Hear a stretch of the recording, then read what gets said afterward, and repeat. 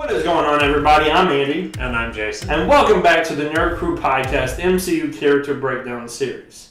Today we are going to be discussing everyone's favorite 90s McDonald's mascot, Grimace, and his 6 magical MacGuffins. Thanos, as you can see, is a character very near and dear to our hearts. And here we're going to give a concise explanation as to why the villain is so intriguing. So without further ado, let's look back at Thanos. Thanos first appeared in the post-credits scene of Avengers, one of the greatest testaments to Marvel Studios' long-term storytelling. Here, Joss Whedon referenced Thanos' desire to please death, an idea from the comics that hasn't been integrated into the films, but for good reason. While he has a slightly different appearance, especially his hands, this introduction isn't a far cry from the Thanos we've come to know. The first major glimpse we got of him was in Guardians of the Galaxy, where he sends his minion Ronan the Accuser to retrieve the Power Stone as he did with Loki and Avengers. Once Ronan acquires the stone, he vows to overthrow Thanos, only to be foiled by a talking raccoon and the 5 stair steps. Here it's established that Gamora and Nebula are Thanos' adopted daughters, with Gamora actively rebelling against him and Nebula secretly plotting to do the same. We catch another look at Thanos in the post-credits scene of Age of Ultron, where he takes the gauntlet and proclaims that it's time to track down the Infinity Stones on his own, something he likely should have done before Scarlet Witch and Doctor Strange existed, but I digress.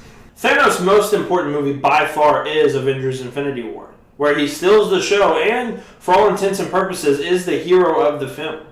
Beginning his quest by annihilating Xandar for the Power Stone, he massacres the Asgardian refugees for the Tesseract, and journeys to nowhere, sending his minions to Earth. He gains the Reality Stone from the Collector and uses it to trick the Guardians into thinking they killed him, allowing him to disappear with Gamora. Thanos and Gamora's relationship is central to the movie. We see a flashback of when Thanos first meets her as he's eliminating half of her home planet, and he takes her under his wing as his right hand. Even though he truly loves Gamora, he's a mentally imbalanced being, and this love manifests itself in horrific ways. After taking Gamora to his ship and failing to explain his deeply flawed quest, he tortures her sister Nebula to force her to reveal where the Soul Stone is.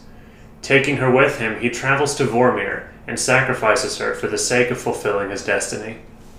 The nuance in Josh Brolin's portrayal is what sells such a motivated but broken character, whose ultimate goal is achieved through terrible acts of genocide and comes out of imperfect logic.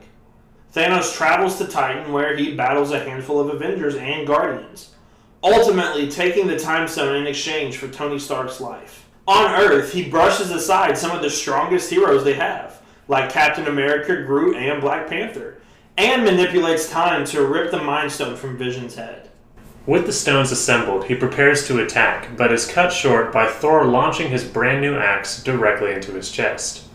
Dropping to one knee, he taunts Thor and snaps his fingers, causing horror and chaos across the universe. He sees one final vision of Gamora, and, his destiny complete, retires to a farm to bask in his victory. If Infinity War was the last movie Marvel ever made, it would be bitter, yet ultimately satisfying.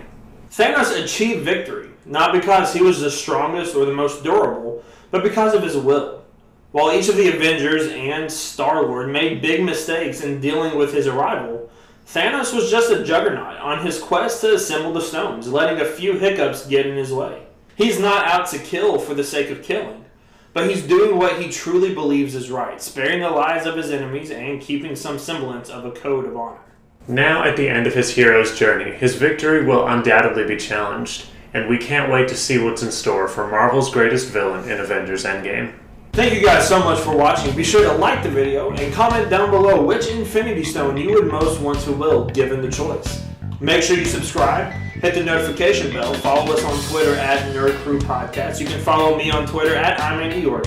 And be sure to catch us on Tuesday for our very special episode on Avengers Endgame. And we will catch you guys in the next video.